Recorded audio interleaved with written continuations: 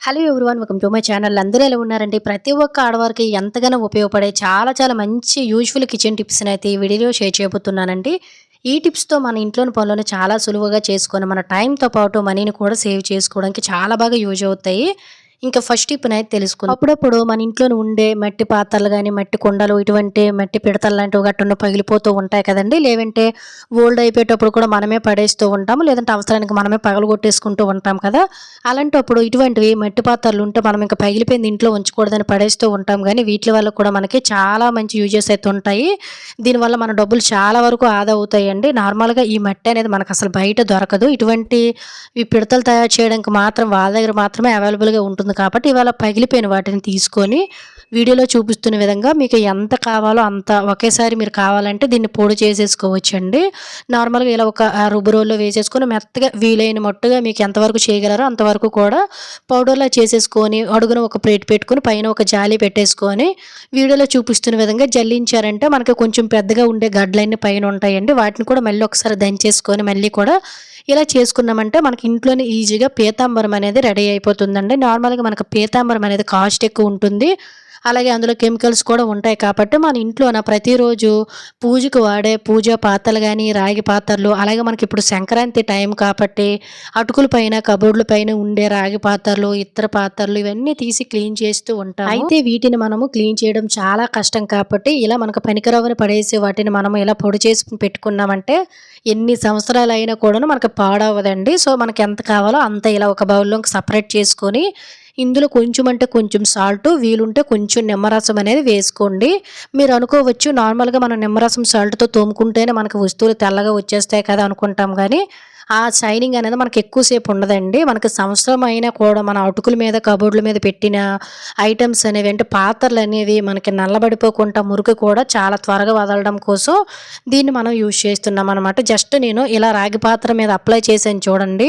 ఇదైతే నేను జస్ట్ ఒక వారం రోజుల కిందట క్లీన్ చేసిందైనా నల్లగా అయిపోయిందనమాట. మీరు సంవత్సరం వరకు కూడా క్లీన్ చేసినా, క్లీన్ చేయకపోయినా కూడా ఉన్న పాత్రలనేవి తోమేటప్పుడు మీరు ఎలా అయితే అటుకుల పైన కబోర్డ్‌లోని పెడతారో అదే విధంగా మళ్ళీ క్లీన్ చేసేసరికి మీకు జస్ట్ అలానే ఉంటాయండి. ఎక్కువ క్లీన్ చేసుకోవాల్సిన అవసరం కూడా లేదు.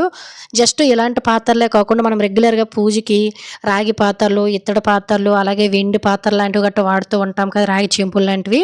వీటన్నిటిని కూడాను చాలా ఈజీగా ఇలా మిశ్రమం తయారు చేసేసుకొని నీట్‌గా క్లీన్ చేసేసుకోవచ్చండి. ఇంతకుముందు ఎంత మరకలైతే ఉండేవో చూసారు కదా! ఈ రాగి పాత్రలు. ఇలా ఎక్కువ శ్రమ పడకుండా, ఎక్కువ రుద్దే పనే లేకుండా ఇటువంటివి ఒకవేళ మీ దగ్గర అవైలబుల్‌గా ఉన్నాయనుకోండి, ఇలా పౌడర్ చేసి పెట్టేసుకొని ఎంతో కష్టం ఎన్నో గంటలు కష్టపడి తోమే బదులు సింపుల్‌గా ఇంట్లోని పనులను చాలా ఈజీగా చేసేసుకోవచ్చండి. వస్తువులైతే చూసారు కదా ఎంత షైనింగ్‌గా ఉన్నాయో. ఖచ్చితంగా ట్రై చేయండి ఇటువంటివి ఎప్పుడైనా ఇంట్లో ఉంటే.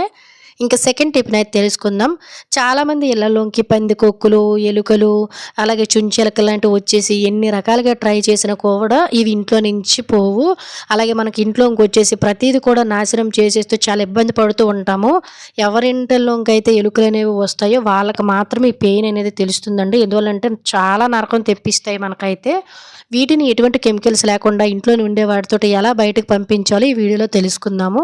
దానికోసం ఒక బౌల్ అనేది తీసుకొని ఇందులో శనగపిండిని గానీ, వరిపిండిని గానీ 1.5 స్పూన్ల వరకు కూడా వేసుకొని ఇందులో ఒక అర టీ స్పూన్ వరకు కూడా బేకింగ్ సోడా అనేది వేసేసుకోండి. బేకింగ్ సోడా మనకి ఎలుకల స్టమక్‌ని పాడు చేయడానికి చాలా బాగా యూజ్ అవుతుందనమాట. ఆ తరువాత ఇందులోన మనం ప్రతిరోజు బట్టలు ఉతికేటప్పుడు సర్ఫ్ అనేది వేసి నానబెడుతూ ఉంటాం కదండీ! సో, ఆ సర్ఫ్ అన్నమాట ఇది. ఒక పావు టీ స్పూన్ నుంచి ఒక అర టీ స్పూన్ వరకు కూడాను ఈ మిశ్రమంలోనే ఇలా మిక్స్ చేసుకోండి. సర్ఫ్‌ని ఎందుకు యాడ్ చేస్తున్నామంటే సర్ఫ్‌లో కూడా మనకి చాలా రకాలైన కెమికల్స్ అనేవి ఉంటాయండి. నార్మల్‌గా మీరు సర్ఫ్ వాసన అనేది ఎప్పుడైనా పీల్చి చూడండి. చాలా మనం అసలు పీల్చలేము కూడాను. అంత ఘాటుగా ఉంటుందనమాట. ఎందువల్లంటే ఇందులో కూడా మనకి చాలా రకాలైన కెమికల్స్ అనేవి ఉంటాయండి. ఒకవేళ మీ ఇంట్లోని బొద్దింకలు ఉన్నాయనుకోండి, ఇలా వాటర్ అనేది వెయ్యకుండా బొద్దింకలు తిరిగే ప్లేస్‌లో ఈ పౌడర్‌ని జల్లేసుకోవచ్చు. లేదు మేము వెలకలకే యూజ్ చేస్తాం అనుకున్నట్లయితే కొంచెం వాటర్ వేసేసుకొని వీడియోలో చూపిస్తున్న విధంగా మరీ పలచగా కాకుండా, మరీ తిక్కుగా కాకుండా ఇలా మిశ్రమాన్ని తయారు చేసుకొని వీడియోలో చూపిస్తున్న విధంగా చిన్న చిన్న న్యూస్ పేపర్స్‌ని ఇలా ముక్కల్లా కట్ చేసేసుకోండి. పేపర్ అనుకోండి మనకి తర్వాత క్లీన్ చేసుకోవడానికి కూడా చాలా నీట్‌గా కూడా ఉంటుంది. అసలు చెయ్యికి అంటుకోకుండా అన్నమాట. పేపర్ పేపర్‌ని మాత్రం ఒక 4 ఫోల్డింగ్‌లనేవి చేయండి. ఎందువల్లంటే పేపర్ అనేది నానిపోకుండా మనం తర్వాత క్లీన్ చేసుకోవడానికి కూడా చాలా సులువుగా ఉంటుంది. ఇలా ఒక్కొక్క స్పూన్ ఒక్కొక్క పేపర్ ముక్క మీద కూడా వేసేసుకొని పూర్తిగా స్ప్రెడ్ చేసేసుకోండి. అలాగే ఫ్రెండ్స్ ఇంకో చిన్న రిక్వెస్ట్ అండి. ఇంకా మీరు ఎవరైనా మన ఛానల్‌ని సబ్స్క్రైబ్ చేసుకోలేకపోతే ప్లీజ్ సబ్స్క్రైబ్ చేసుకొని పక్కనున్న బెల్ ఐకాన్ ఆల్‌లో యాక్టివేట్ చేసుకోండి. అలాగే వీడియో గనుక నచ్చినట్లయితే ప్లీజ్ ఒక లైక్ చేసి ఇటువంటి యూజువల్ టిప్స్‌ని మీ ఫ్రెండ్స్ అండ్ ఫ్యామిలీకి షేర్ చేయడం అయితే మర్చిపోకండి. ఇలా వీడియోలో చూపిస్తున్న విధంగా మీకు ఎన్ని పేపర్స్ కావాలో అన్ని పేపర్స్ మీద కూడాను మనం తయారు చేసిన మిశ్రమం అనేది యాడ్ చేసేసుకోండి. వీటిని ఎక్కడైతే మనము ఎలకలు తిరిగిన ప్లేస్‌లో నైట్ టైం పెట్టేసుకోండి. వీటి పేపర్‌లను తీసుకొని వెళ్ళి అలాగే పేపర్‌లు అనేవి పెట్టేటప్పుడు మాత్రం ఇంట్లో పెంపుడు జంతువులు గానీ, చిన్నపిల్లలు ఉన్నా కూడా వాటికి అస్సలు టచ్ అవ్వనివ్వకండి. నోట్లో గట్ట పెట్టేస్తారు కాబట్టి.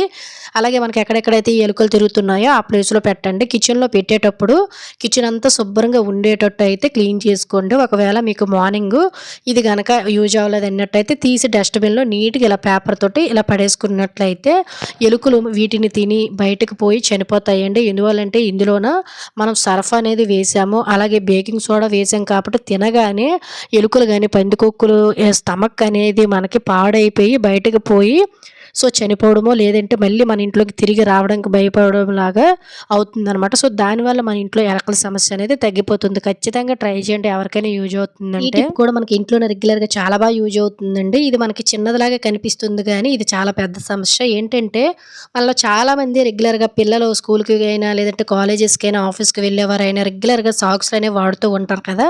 కానీ ఇవి చిన్నగా ఉండడం వల్ల మనం ఉతికేటప్పుడు గానీ, ఉతికిన తర్వాత గానీ సెపరేట్ అయిపోయి ఒకటి మిస్ అయిపోయి ఒకటి వెతుక్కుంటూ చాలా చిరాకు పడిపోతూ ఉంటాం కదండీ!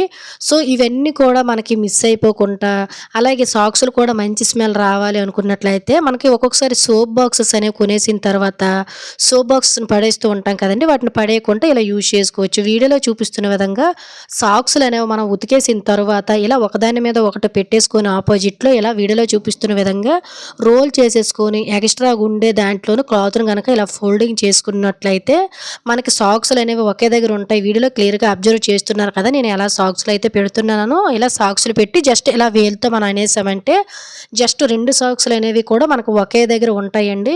చాలా ఈజీగా మనం అప్పుడప్పుడు వెతుక్కొని మార్నింగ్ టైంలో మనం హడావిడిలోన పిల్లలకి సాక్స్‌లు వేయాలంటే మనకి మనమే చిరాకు పడిపోయి ఎక్కడ పడేసామో అనుకుంటాం కదా! అలా పడేయకుండా 2 ఒకే దగ్గర ఉంటాయి. అలాగే తీసుకునేటప్పుడు కూడా చాలా చాలా ఈజీగా అయితే ఉంటాయండి. సాక్స్‌లు ఎప్పుడు కూడా ఒకే దగ్గర పడేయకుండా ఇలా ఒకే దగ్గర పెట్టుకోవడానికి చాలా బాగా యూజ్ అవుతుందనమాట. సాక్స్‌లని అయితే ఫోల్డింగ్ చేసాం గానీ వీటిల్ని ఇటువంటి చిన్న చిన్న బాక్సెస్ ఉన్నాయనుకోండి సోప్ బాక్స్‌లో పెట్టడం వల్ల మనకి అన్నీ ఒకే దగ్గర ఉంటాయి. అలాగే సోప్ బాక్స్‌లోని మనకి సోపుని తీసినా కూడా మంచి స్మెల్ వస్తుంది కదా! ఆ స్మెల్ మొత్తం కూడా మనకి సాక్స్‌ల్లోకి వచ్చేస్తుందండి. అలాగే సాక్స్‌లు ఫ్రెష్‌గా కూడా ఉంటాయి. నేను జస్ట్ ఒక 3 జతలు మాత్రమే పెట్టాను. మీరు కావాలంటే పైన కూడా ఇంకో 3 జతలు పెట్టుకొని చక్కగా ఇలా లాక్ కూడా ఉంటుంది కాబట్టి ఎప్పుడైనా జర్నీ చేసేటప్పుడు బయటికి తీసుకొని వెళ్ళడానికి కూడా మనకి చాలా చాలా బాగా యూజ్ అవుతుంది. ఖచ్చితంగా ట్రై చేయండి. ఎవరికైనా యూజ్ అవుతుందంటే. ఇంకా 4వ టిప్ అనేది తెలుసుకుందాం. మనలో చాలామంది ఆడవారైనా, మగవారైనా రెగ్యులర్‌గా ఎక్కువగా ఫోన్ చూడడం వల్ల గానీ, లేదంటే కొంతమంది సరిగ్గా నిద్రపోకపోవడం వల్ల, హెల్త్ ప్రాబ్లమ్స్ వల్ల కళ్ళ చుట్టూ నల్ల మరకలు అనేవి వచ్చేసి అంటే మనకి డార్క్ సర్కిల్స్ అనేవి వచ్చేసి కొంతమందికి కళ్ళ కింద స్కిన్ కూడా జారిపోయినట్టు ఉంటుంది కదండీ! వయసుతో సంబంధం లేకుండా అంటే క్యారీ బ్యాగ్స్ లాంటివి గట్టా వచ్చేస్తూ ఉంటాయి. ఇలా కళ్ళు కింద ఉండే నల్ల మచ్చలు తగ్గి క్యారీ బ్యాగ్స్ అంటే స్కిన్ అనేది ముడుచుకుపోయేటట్టు అయిపోతుంది కదా! అదంతా కూడా క్లియర్ అవ్వాలంటే సింపుల్‌గా ఇలా ఒకసారి అయితే ట్రై చేయండి. దీనికోసం బాదం మనకి చాలా బాగా యూజ్ అవుతుందండి. ఒక బాదంని తీసుకొని వీడియోలో చూపిస్తున్న విధంగా ఇలా గరుకుగా ఉండే ప్లేస్‌లోనే కొంచెం రుద్దామనుకోండి మనకి బాదం మిశ్రమం అనేది వస్తుంది. దీంట్లో కొంచెం వాటర్‌ని వేసుకొని దీన్ని ఈ విధంగా ఇలా మనకి పడుకునేటప్పుడు కళ్ళ కింద జస్ట్ ఇలా అప్లై చేసుకొని 2 ఫింగర్స్‌తో గనక మసాజ్ చేశామనుకోండి బ్లడ్ సర్క్యులేషన్ అనేది అయ్యి మీకు 2, 3 రోజుల్లోనే నల్ల మరకలు అనేవి అంటే డార్క్ సర్కిల్స్ అనేవి తగ్గి క్యారీ బ్యాగ్స్ లాంటివి కూడా కవర్ అవుతాయన్నమాట. ఒకసారి ట్రై చేస్తే మీకే రిజల్ట్ అనేది తెలుస్తుంది. ఇంకా 5వ టిప్ అనేది తెలుసుకుందాము. మనం ప్రతిరోజు వంట చేసేస్తూ ఉంటాం కానీ ఒక్కొక్కసారి వంట చేసేటప్పుడు మంట అనేది ఎర్రగా రావడం, మంట తక్కువగా రావడం, వంట అనేది త్వరగా అవ్వకపోవడం, గ్యాస్ కూడా చాలా ఎక్కువగా అయిపోవడం లాంటివి మనం అబ్జర్వ్ చేస్తూ ఉంటాం కదండీ!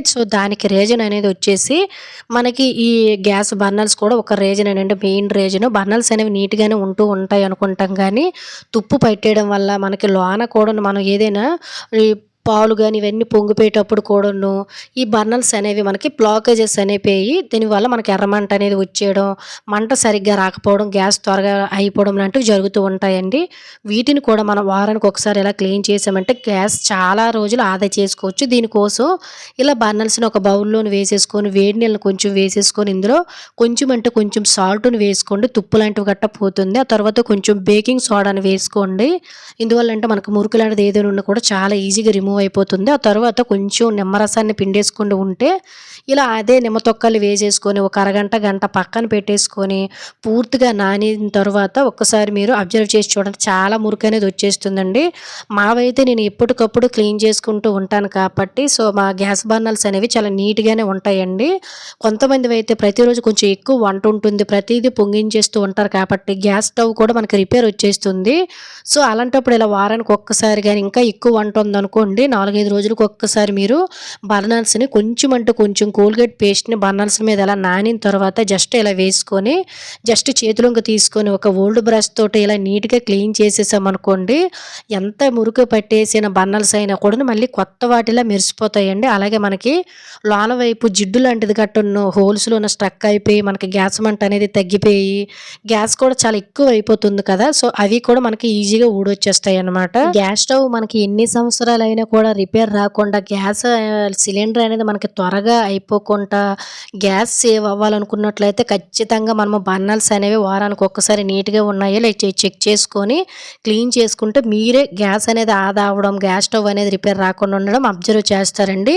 ఒకసారి ఇలా 4, 5 సార్లు నీట్‌గా కడిగేసుకొని ఆ తర్వాత ఒక క్లాత్‌తో గాని, డిష్‌తో గాని నీట్‌గా కడిగేసుకొని ఆ తరువాత మీరు ఒకసారి గ్యాస్ స్టవ్‌కి పెట్టి చూడండి. గ్యాస్ బర్నర్‌లోన అంటే ఇరుకిరుకుల్లోన ఏవైనా నూనె జిడ్డు లాంటిది గట్టున్నో ఏదైనా ఉండిపోయిందనుకోండి, ఏదైనా ఒక పుల్ల సహాయంతో గాని, టూత్‌పిక్ పుల్లతో గాని క్లీన్ చేసేయండి. చూసారు కదా! పేస్ట్‌తో మనం క్లీన్ చేసి పేస్ట్ ఎళ్తేనే మనకి రావటం లేదు. ఇంకా ఒకవేళ జిడ్డు లాంటిది గట్టా స్టక్ అయిపోయింది. మనకు మంట అనేది ఎలా వస్తుందో చెప్పండి. అందుకోసమే ఖచ్చితంగా వారానికి ఒక్కసారి ఇలా మీరు మీ ఇంట్లో ఉండే గ్యాస్ స్టవ్ బర్నర్స్‌ని గనక క్లీన్ చేసుకొని అప్పుడప్పుడు చెక్ చేసుకున్నారనుకోండి, మీకు ఎర్రమంట అనేది రాదు. గ్యాస్ అనేది ఎక్కువ ఆదా అవుతుంది వేస్ట్ అవ్వకుండా. వంట అనేది చక్కగా అయిపోతుందండి. అలాగే మనకేంటంటే గ్యాస్ చాలా వరకు ఆదా అవుతుంది. గ్యాస్ స్టవ్ ఎన్ని సంవత్సరాలైనా రిపేర్ అవ్వు. ఖచ్చితంగా ఈసారి ఇలా ఈ చిన్న ట్రిక్‌ని ట్రై చేయండి. మంట అనేది చూసారు కదా! ఎంత చక్కగా వస్తుందో క్లీన్ చేసిన ఇది అండి ఈరోజు వీడియోలో అయితే టిప్స్ అన్నీ మీకు యూజ్ అయ్యాయని అనుకుంటున్నాను. టిప్స్ గనుక యూజ్ అయినట్లయితే ప్లీజ్ ఒక లైక్ చేసి ఇటువంటి యూజ్‌ఫుల్ టిప్స్‌ని మీ ఫ్రెండ్స్ అండ్ ఫ్యామిలీకి షేర్ చేసి మన ఛానల్‌ని సబ్స్క్రైబ్ చేసుకోవడం అయితే మర్చిపోకండి. Thank you for watching. By by.